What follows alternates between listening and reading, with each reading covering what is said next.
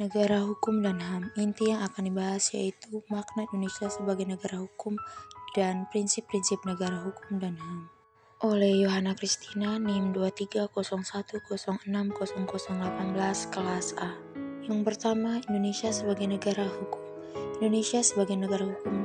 Dasar pijakan bahwa negara Indonesia adalah negara hukum tertuang pada pasal 1 ayat 3 UUD 1945 yang menyebutkan bahwa negara Indonesia adalah negara hukum.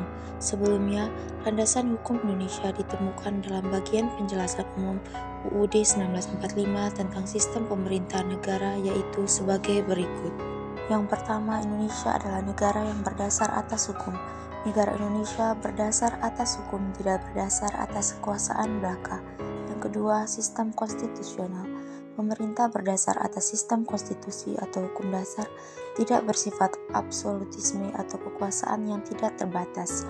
Berdasarkan perumusan di atas, negara Indonesia memakai sistem Rechtsstaat yang kemungkinan dipengaruhi oleh konsep hukum Belanda yang termasuk dalam wilayah Eropa. Konsep negara hukum Indonesia dapat dimasukkan ke negara hukum material yang dapat dilihat dalam pembukaan UUD 1945 alinea keempat. Selanjutnya, makna Indonesia sebagai negara hukum.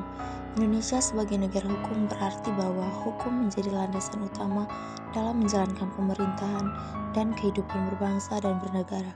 Beberapa makna dari konsep Indonesia sebagai negara hukum meliputi: yang pertama, supremasi hukum. Hukum berada di atas segala-galanya, termasuk di atas pemerintah dan warga negara. Artinya, semua pihak harus tunduk pada hukum dan tidak ada yang dikecualikan dari ketentuan hukum yang berlaku.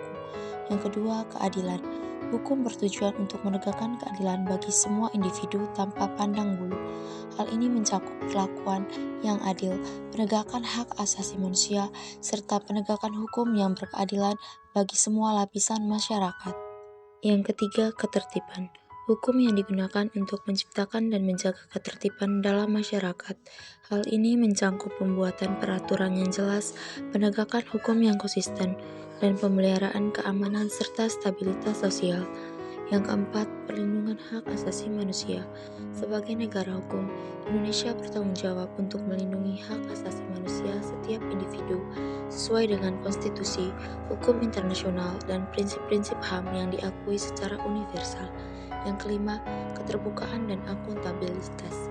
Hukum memberikan dasar bagi keterbukaan dan akuntabilitas dalam menjalankan pemerintahan, termasuk melalui mekanisme transparansi, pertanggungjawaban publik, serta penegakan hukum terhadap tindakan korupsi dan penyalahgunaan kekuasaan. Selanjutnya, prinsip-prinsip negara hukum dan HAM.